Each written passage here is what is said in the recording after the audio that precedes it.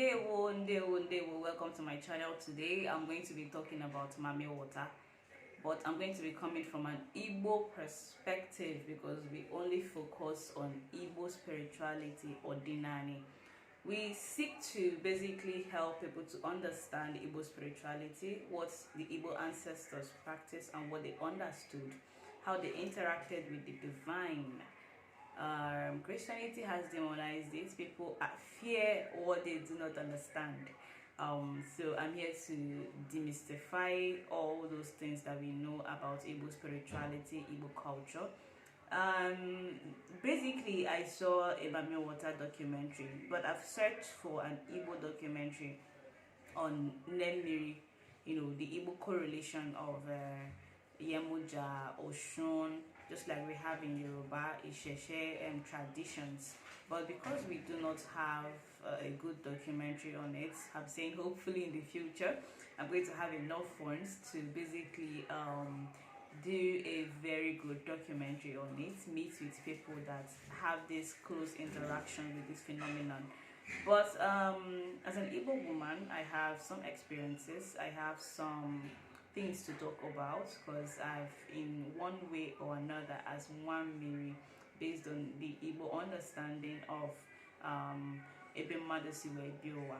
So I'm just going to merge this video with some aspects of this documentary and answer some of those questions. So the first part of this documentary began with a man who basically talks about her and his interaction with the water spirit, which gave him wealth, and when he wanted to marry, she gave a permission, and at the end of the day, when they were trying to have babies, they had countless miscarriages that took him to the church, and the pastor prayed and all those things.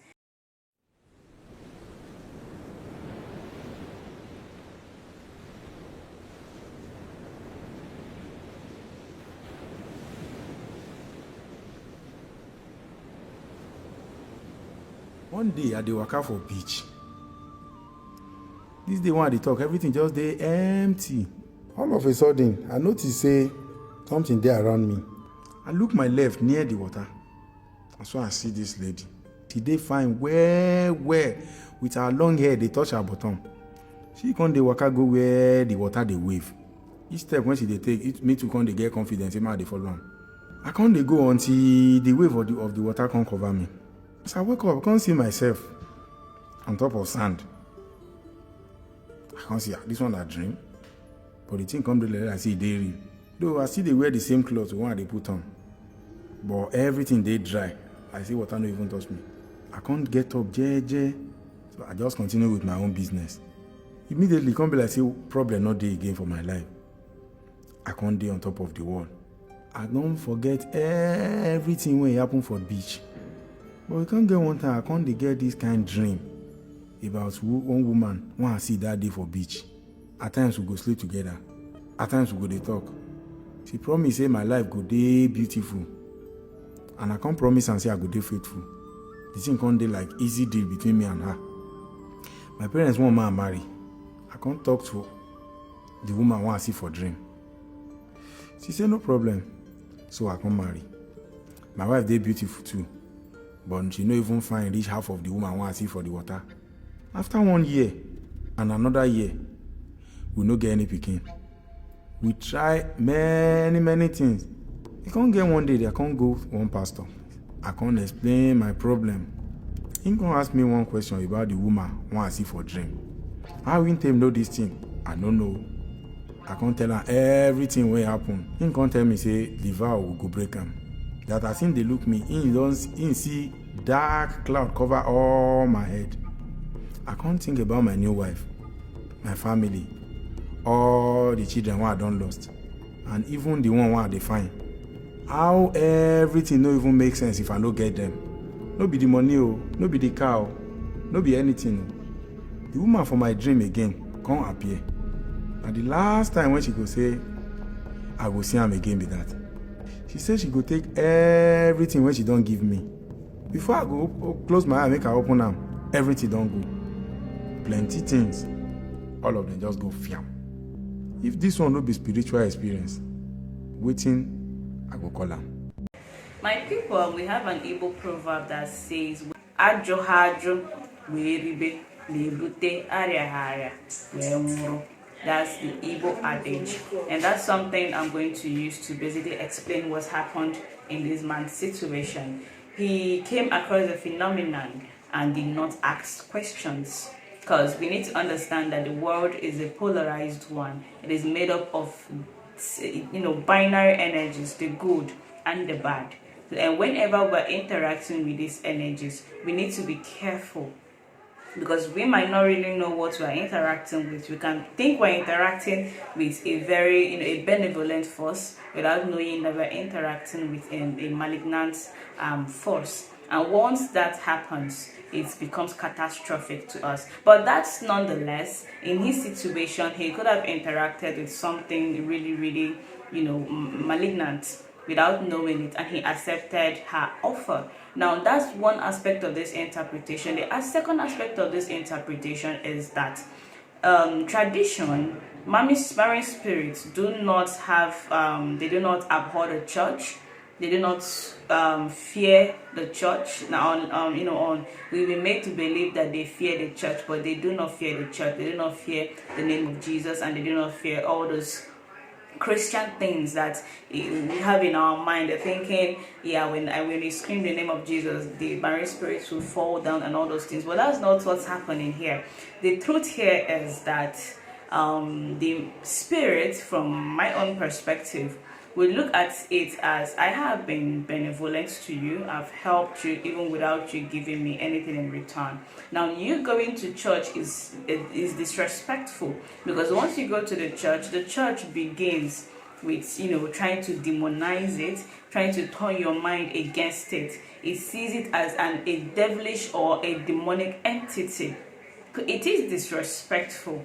So most of these spirits, whether marine or ancestral, they don't have any issues with you going to the church, but they do not want you to disrespect them. If this man had probably gone back to the traditional water worshippers and asked questions based on what he's experiencing, I bet you he would have encountered something different.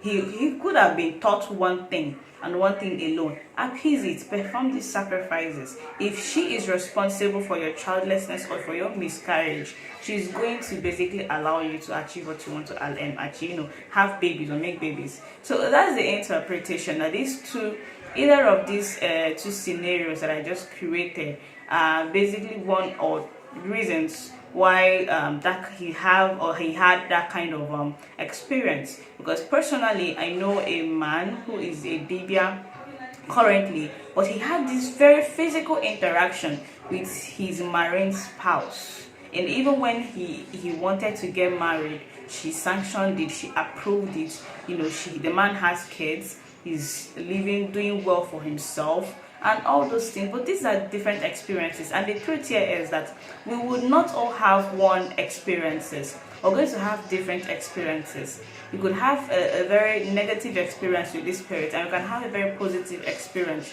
with this spirit, but we shouldn't write it off as it's being it's benign, it's evil. We shouldn't interact with it at all. So I'm going to continue with the conversations once I get another question or something I need to point out in about Mami water spirits. Stay tuned.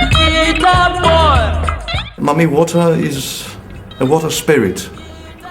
It is a spirit that assumes the shape of a dark-skinned woman with big lips and notably a long fish tail. Well, I think the problem I have is the word itself, Mami water, which suggests English. Mami being mommy, water being water, meaning mother or mommy of the water, and well, beyond that, I think it's a myth, and it depends on one's cultural belief, orientation, and background as to the mythology. She is one of the principal orishas in the Yoruba pantheon, and I will also say, although I will expatiate on that later, that she is not only found in the Yoruba pantheon but in other panthea. Some may say it's one of the river goddesses. We have Himoja, we have Yimoji. I know that in Yoruba land itself, we have always had Olokun, which is god of the sea. And then we begin to narrow it down to specifics, because when you come into the southwest of Nigeria, then you now come down to level of Oya, which is a river goddess or sea goddess, and then specifically come to Yeye Osun, which actually refers to a town, a place, in the southwest of Nigeria, Osogbo specifically, and so it depends on cultural beliefs and backgrounds. So if we are being asked about the identity of the marine spirits, most origin from an Igbo perspective, most communal origin stories will tell you stories about a beautiful woman that gave them water to drink. In Igbariam, for instance, according to some of the Igbariam history, they said that their ancestors traveled from a very long, they migrated from Abaja communities in Enugu, and went down to Igbariam, and they met a woman and they asked her for water, and she gave them and said, drink from this water. Now that's why they call the deity also Abalam Igbariam. She's a deity that is being venerated. So in Igbo spirituality, Igbo cosmology, some of ancestral landed spirits are part of marine spirits, because we look at them that some of them also have waters that are attached to them. So it's not just that they preside over the water and only the water alone. They do not just preside over the water, but they also preside over the land. It all varies. Now the name that Ndi Igbo, how we call Mami water, we don't call her Mami water. And just like Yoruba people can call Yamoja or Oshun, Igbo people we call Mami water Nemiri or Ezenwani Miri. Ezenwani or Nemiri. So via that interpretation, she could be known via a particular name. For instance, Sobali, she has a water. Now they call that water Miri Sobali. Miri Sobali. Just like we have Olase. Now when we talk about the water, now the water in Igbo spirituality is, I won't really say it's primarily dominated by a feminine mother energy. Now, for some waters like Olase is a masculine energy. Eze, Mileze in a Newi, Eze is a masculine energy. So we don't generally call Mami water as a marine deity. We call Nemiri because we believe in polarity. I want to go to a stream or a water to perform some water sacrifices. What I do there is I stand there and I call Ezemoke, Ezewani, Nemiri, Mwemiri, the mother and the father that has this water. I'm coming to you in supplication. Now, if probably it's a feminine water, the primary deity that has that water, like Miri, a water that is dedicated to Edo, Miri Edo, we refer it, by calling the name of that deity. Like we have Njaba. Now, so when you go to Njaba, it's Nenjaba, the mother of Njaba, because within that water, we believe that there are other entities that preside within that water. That's where a person's spirit or water spouse, Ndiotu, that's like your soul sisters or your soul spirits. We have the children, Onwazin, Onan, Miri. Now we also have, I said, negative part of this energy. Akalo, Hiri, Onan, Miri, the negative energies that resides within that water. Now all of them exist because they perform several functions. When I want to manifest something good, something positive, I interact with these positive aspects of the water.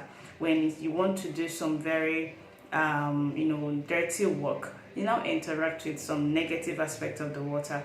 Now we generally say that you don't wear dark clothes and go to the water to perform any sacrifice. But the thing there is that occasionally we see people that pour or put dirty things inside the water. So once I see something like that, I say, okay, people have come here to unearth this negative energy.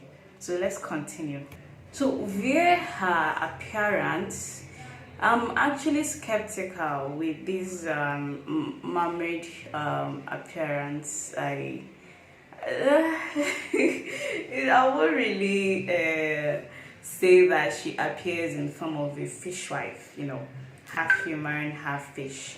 But people will try to conceptualize what they do not understand, because for you to survive in the water, you have to have some, aquatic characteristics. But generally, people that have had apparitions of this deity or marine spirits, they appear in form of women, elderly or older women. They are quite majestic, they are quite advanced in age. Now when you see them, you know that you are interacting with somebody that is wise, that is old, that is motherly. That's how we see it. We don't see some, because people have this mistake that when they want to give a characteristics to, like if you see in the Nollywood, you will see excessive makeups, long women that are superficial. Now no doubt they can basically appear in several forms, but those forms are never superficial. Now in dreams they can appear as snakes, because in Igbo cosmology, the python or the colorful snakes at best are emissaries. They are not venerated, but they are reserved, they are conserved, they are perceived to be sacred. And that sacredness is what people hold, because they see if they are emissaries. These deities or marine spirits can appear and talk to people through them. So this is one reason why the people just don't kill these animals. You don't, like in Navy for instance, in Nobi, Idemili, some parts of Imo State in Java, because there are snakes like Eken Java. So they don't eat, they don't harm this particular species of the snake. Now for people saying half fish, half whatever, I think it's an indoctrination, because wherever you see those kinds of images, you always see them to be fair. People are, because we talk about colorism, people sculpt them to be fair, extremely fair, and it's they're light skinned. So if something I've had an apparition about, I'm going to conceptualize it to be as dark as me, because my spirit entities, my spirit beings, the Igbo divinities, they have to be not just dark because they are fair women. They have to be dark, but they have to have some African attributes, which most of the statues that we see these days, they don't. They are very, fair, light-skinned. So it's to some extent, I would say it's an aberration. But for most people that, like when you look at ancestral stories, they will tell you that most of them that have seen or have these apparitions, whether in the dream or anything, they see them as dark, hair, and some of them have babies on their waist or on their backs, and those kinds of a conceptualization. But I've not really had any experience where somebody said that they had an apparition of a water deity in form of a woman and half snake. So that's it.